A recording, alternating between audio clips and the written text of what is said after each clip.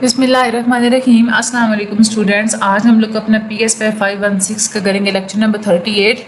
पिछले लेक्चर फिर भी थोड़ा सा गंदा था। आज का जो लेक्चर है ना ये इजी है, इसमें कोई किसी किस्म का फार्मूला नहीं है, जस्ट आप लोगों की थ्योरी है और ये इम्पॉर्टेंट भी है। सिंपल लीनियर रिग्रेशन के बारे में डेफिनेशन पता होना चाहिए, आप लोगों को कंसेप्ट पता होना चाहिए और मजीद जो आगे चीज़ें जो क्वेश्चंस आ सकते हैं वो मैं आप लोगों को साथ साथ बताती जाऊँगी। अच्छा, मल्टीपल रिग्रेशन एक टेक्निक्स की वो फैमिली है जिसको इस्तेमाल करते हुए आप लोग एक कॉन्टिन्यूस डिपेंडेंट वेरिएबल में और मुख्तलिफ किस्म के इंडिपेंडेंट वेरिएबल्स में रिलेशनशिप को एक्सप्लोर कर सकते हैं। ठीक है, यानी कि कॉन्टिन्यूस डिपेंडेंट वेरिएबल अगर एक ही हो लेकिन इंडिपेंडेंट वेरिएबल्स बहुत सारे हों तो उनके दरमियान रिलेशनशिप को एक्सप्लोर करने के लिए आप लोग मल्टीपल रिग्रेशन का आप लोग जो है ना वो इस्तेमाल कर सकते हैं। ठीक है, मल्टीपल रिग्रेशन को आप लोग मुख्तलिफ किस्म के रिसर्च क्वेश्चंस में इस्तेमाल करते हैं।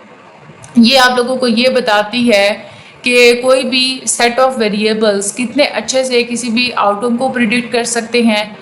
और फॉर एग्जांपल अगर आप लोग इंटरेस्टेड हैं, ये एक्सप्लोर करना चाह रहे हैं कि इंटेलिजेंस टेस्ट के मुख्तलिफ किस्म के सब स्केल्स का एक टेस्ट है, उनके अंदर कितनी एबिलिटी है कि वो परफॉर्मेंस को अच्छी तरीके से प्रिडिक्ट कर सके।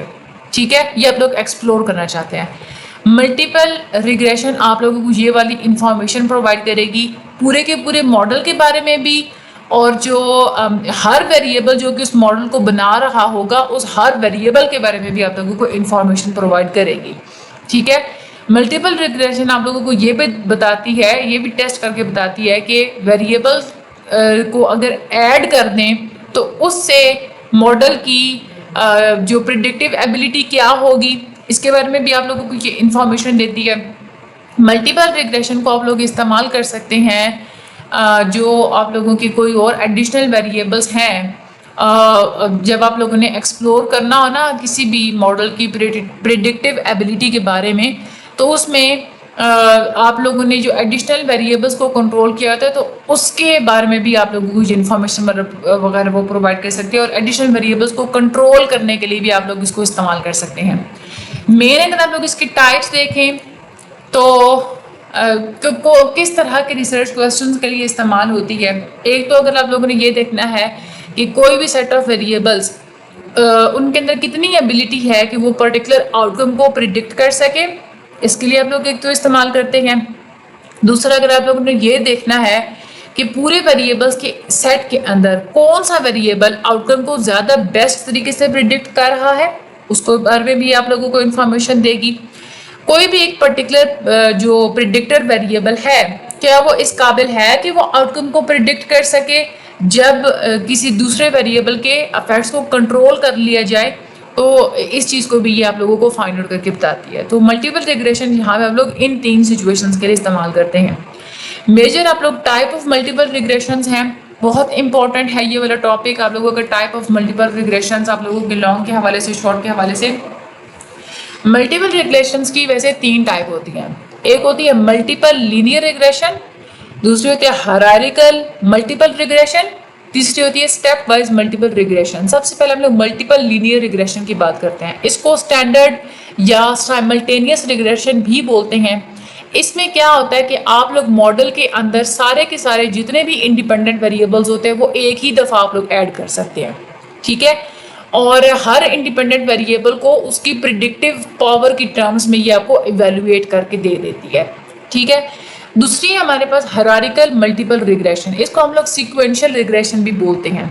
इसमें जितने भी आप लोगों के पास वेरिएबल्स होते हैं वो आप लोग स्टेप बाय स्टेप इंटर करते हैं, जिसमें हर इंडिपेंडेंट वेरिएबल को असेस किया जाता है और डिपेंडेंट वेरिएबल के ऊपर इसकी हर इंडिपेंडेंट वेरिएबल की कितनी जो है वो प्रिडिक्शन होगी, या जो पिछला जो वेरिएबल जब आप लोगों ने को कंट्रोल किया हुआ हो तो कंट्रोल करने के बाद किसी भी डिपेंडेंट वेरिएबल को प्रिडिक्ट करने में किसी भी एक इंडिपेंडेंट वेरिएबल की पावर कितनी होगी, उसके लिए ये हायरार्किकल मल्टीपल रिग्रेशन को इस्तेमाल किया जाता है। उसके बाद होती है स्टेप वाइज मल्टीपल रिग्रेशन। इसमें रिसर्चर क्या करता है कि इंडिपेंडेंट वेरिएबल्स की पूरी लिस्ट दे देता है और फिर जो भी प्रोग्राम, जिस प्रोग्राम के अंदर आप लोगों ने वो लिस्ट दी है, ये जो रिग्रेशंस वगैरह होती है ना, ये प्रोग्राम्स में, सॉफ्टवेयर्स वगैरह में ही होती हैं। आप लोगों को ये नहीं कहते कि आप लोग उसको सॉल्व कर देते हैं। अच्छा, इसमें क्या होता है कि रिसर्चर पूरी की पूरी लिस्ट दे देता है इंडिपेंडेंट वेरिएबल्स की प्रोग्राम को, फिर प्रोग्राम खुद ही सिलेक्ट करता है कि कौन सा वेरिएबल एंटर करना है और किस ऑर्डर में कौन सा वेरिएबल इक्वेशन के अंदर जाएगा, और वो प्रोग्राम खुद ही किसी न किसी स्टैटिस्टिकल क्राइटेरिया की बुनियाद पे ही सिलेक्ट करता है मुख्तलिफ किस्म के वेरिएबल्स को बारी बारी। ठीक है, तो ये होता है स्टेप वाइज मल्टीपल रिग्रेशन। अब स्टेप वाइज मल्टीपल रिग्रेशन में ये तीन तरह के डिफरेंट वर्जन्स होते हैं। एक होती है फॉरवर्ड सिलेक्शन, एक होती है बैकवर्ड डिलीशन, और तीसरा होता है स्टेप वाइज रिग्रेशन। ये तीनों भी बहुत ज़्यादा इंपॉर्टेंट है। फॉरवर्ड सिलेक्शन मेथड कब इस्तेमाल होता है? ये इसमें क्या होता है कि इनिशियल पहले वेरिएबल्स को शुरू में ही स्क्रीन कर लिया जाता है जब आप लोग ज़्यादा सारे वेरिएबल्स दे देते हैं। तो फॉर एग्जांपल अगर आप लोगों ने SPSS के अंदर बहुत ज़्यादा वेरिएबल्स आप लोगों ने एंटर की है, ठीक है, तो SPSS खुद ही उस वेरिएबल को सिलेक्ट कर लेगा जिसकी सबसे ज़्यादा हाईएस्ट आर स्केयर वैल्यू होगी। अब हर स्टेप पे जो होता है ना, जो भी predictor variable X R square को सबसे ज़्यादा इंक्रीज कर रहा होगा, उस प्रिडिक्टर वेरिएबल को यानी कि उस इंडिपेंडेंट वेरिएबल को SPSS या कोई भी सॉफ्टवेयर वो क्या कर लेगा, सिलेक्ट कर लेगा। कब सिलेक्ट करेगा? यानी कि आपने पूरी लिस्ट दे दी, ठीक है, वेरिएबल्स की, इंडिपेंडेंट वेरिएबल्स की, आप खुद ही बारी बारी जो है ना वो जो भी प्रोग्राम है उसने एक एक वेरिएबल को उसने सिलेक्ट करना है। अब कौन से वेरिएबल को सिलेक्ट करेगा? हर स्टेप में जब भी उसको लग रहा होगा ना कि अब ये वाला वेरिएबल आर स्केयर को सबसे ज़्यादा इंक्रीज कर रहा है, उस वेरिएबल को वो सिलेक्ट कर लेगा। फाइनली ये इस तरह से वेरिएबल्स को ऐड करता जाएगा। ऐड करना तब जो है वो रोकेगा जब पीछे जितने भी वेरिएबल्स रह गए हों, वो जब उसको लगेगा ना कि अब पीछे कोई भी वेरिएबल सिग्निफिकेंट नहीं है, वहाँ पे जाके फिर वेरिएबल्स की एडिंग जो है वो एडिशन जो है ना वो स्टॉप हो जाएगी। ये कौन सा होता है? फॉरवर्ड सिलेक्शन मेथड होता है। अगला हमारे पास होता है बैकवर्ड डिलीशन प्रोसीजर। इसमें क्या होता है कि आप लोग सारे के सारे इंडिपेंडेंट वेरिएबल्स दे देते हैं मॉडल के अंदर। ये क्या करेगा? डिटरमिन करेगा कि कौन से इंडिपेंडेंट वेरिएबल की सबसे ज़्यादा कम सिग्निफिकेंट वैल्यू है या कौन सा वेरिएबल सबसे ज़्यादा कम सिग्निफिकेंट वेरिएबल है। तो जो सबसे ज़्यादा कम सिग्निफिकेंट वेरिएबल होगा उसको वो डिलीट करता जाएगा, क्योंकि उसकी जो P वैल्यू होगी वो कम होगी, या तो पहले जो है ना कोई बंदा खुद बता देता है, जो इस्तेमाल कर रहे हैं कैलकुलेशंस कर रहे हैं वो खुद बता देता है कि भाई इतनी जो है ना वो P वैल्यू है, या फिर डिफ़ॉल्ट वैल्यू थी सॉफ्टवेयर की अपनी कोई P वैल्यू होती है, उस P वैल्यू से जब कम आ रही होगी ना कोई भी इंडिपेंडेंट वेरिएबल की वैल्यू, तो इसका मतलब क्या है कि वो वाला वेरिएबल सबसे ज़्यादा लीस्ट सिग्निफिकेंट है, तो उसको वो बारी बारी डिलीट करता जाएगा।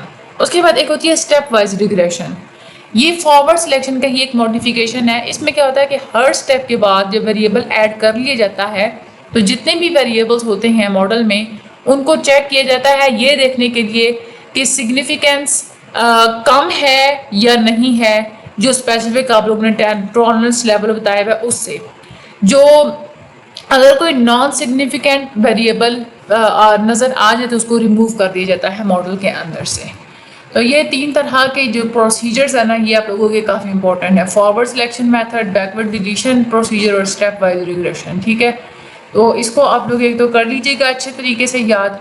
आगे हम लोग चलते हैं, मैं आगे देख के आपको बताती हूँ कौन सा इंपॉर्टेंट है। जो मैंने हाईलाइट किया, जो मैं आप लोगों को पढ़ाती हूँ ना वही सिर्फ आप लोग किया करें, बाकी आप लोगों को मगजमारी करने की ज़रूरत नहीं है। बस यही था। अगला जो हमारा लेक्चर नंबर 39 है उसमें हम लोग मल्टीपल लीनियर रिग्रेशन के बारे में हम लोग मज़ीद बात करेंगे, और वो भी ठहरे मैं देख लेती हूँ, बल्कि ये तो आई थिंक वो छोटा सा है, इसमें भी SPSS है। अगर तो ये थोड़ा सा ही है तो फिर मैं आप लोगों को अभी यहीं पे जो है ना वो पढ़ा देती हूँ। अच्छा, पहले मैं ज़रा चेक कर लूँ।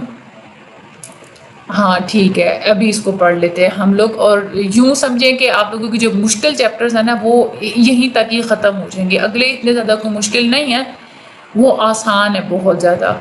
उसमें आप लोगों की ये mean, median, mode, standard deviation, variance, इन सब जान छूट जाएगी आपकी। अच्छा, लेक्चर नंबर 39 है जो मल्टीपल लीनियर रिग्रेशन।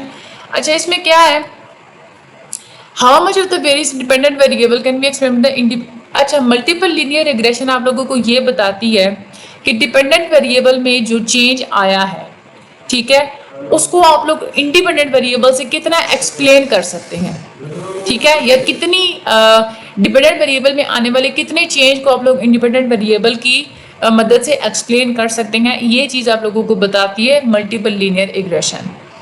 ये स्टैटिस्टिकल सिग्निफिकेंस जो होती है रिजल्ट की, वो भी आप लोग डिटरमिन कर सकते हैं मॉडल की फॉर्म में भी, और जो इंडिविजुअल जो अलग अलग जो वेरिएबल्स होते हैं उस फॉर्म में भी। फॉर एग्जांपल आप लोग इंटरेस्टेड हैं, आप ये एक्सप्लोर करना चाह रहे हैं कि मास्टरी स्केल पे और जो PCOISS ये भी एक स्केल होता है, ये कितनी अच्छे से स्कोर्स को प्रिडिक्ट कर रहे हैं स्ट्रेस से रिलेटेड, ठीक है। क्वेश्चनेयर आप लोग देते हैं मास्टरी स्केल का भी, तो मास्टरी स्केल का जो क्वेश्चनेयर है वो आप लोगों को मेजर करके बताएगा कि किस हद तक लोग ये फील करते हैं कि अपनी जिंदगियों के में आने वाले इवेंट्स के ऊपर उनका अपना कंट्रोल है, ठीक है। और जो PCOISS है, ये perceived control of internal states scale, ये मेजर करता है कि किस हद तक लोग ये फील करते हैं कि उनकी इंटरनल स्टेट्स के ऊपर, यानी कि इमोशंस वगैरह के ऊपर, सोचों के ऊपर और फिजिकल रिएक्शंस के ऊपर इंसानों का कितना कंट्रोल है, ठीक है। इन दोनों स्केल्स को इस्तेमाल करते हुए आप लोग अगले बंदे की स्ट्रेस को परसीव करते हैं, ठीक है। ये दोनों स्केल के आप लोगों की वैसे MCQ में वो पूछे जा सकते हैं कि कौन सा स्केल क्या करता है। अच्छा, अगर SPSS में जो मल्टीपल लीनियर रिग्रेशन का जो एनालिसिस वगैरह होता है, उसमें क्या एनालिसिस करने के लिए एक कॉन्टिन्यूअस डिपेंडेंट वेरिएबल का होना ज़रूरी है, 2 या 2 से ज़्यादा कॉन्टिन्यूअस इंडिपेंडेंट वेरिएबल्स होने चाहिए, और आप लोग डाइकोटोमस इंडिपेंडेंट वेरिएबल्स को भी इस्तेमाल कर सकते हैं, यानी कि ऐसा इंडिपेंडेंट वेरिएबल जिसकी 2 कैटेगरीज होती हैं। ये इतनी सी बात आप लोगों ने याद रखनी है कि कौन कौन सी चीज़ें लाजमी होना ज़रूरी है, वो 3 पॉइंट्स हैं। अच्छा, आगे एजम्पशंस की तरफ आ जाए। एजम्पशन पहले ये है मल्टी कोलिनियरिटी, ठीक है, यानी कि जो जितने भी आपके पास कोरिलेशंस आ रहे हैं उसमें लिनियरिटी होनी चाहिए, और डिफरेंट किस्म की जो इंडिपेंडेंट वेरिएबल्स हैं उसमें मल्टी कोलिनियरिटी होनी चाहिए। उसके बाद है इंडिपेंडेंस ऑफ ऑब्जर्वेशन होनी चाहिए। तीसरी ये है कि नॉर्मेलिटी होनी चाहिए। ये जस्ट हेडिंग से ही आप लोगों को पता चल जाएगा। उसके बाद लिनियरिटी और होमोसिडेस्टिसिटी, स्कैटर प्लॉट से आप लोगों को पता चल जाता है कि जितने भी रेजिड्यूल्स हैं वो कितने रफली डिस्ट्रीब्यूटेड हैं, यानी कि एक तो आप लोगों ने वेरिएबल को एक स्कोर कार्ड में देखा तो बाकी स्कोर्स कितने रफली डिस्ट्रीब्यूटेड हैं, और कितने ज़्यादा स्कोर जो है वो सेंटर में कंसंट्रेटेड हैं।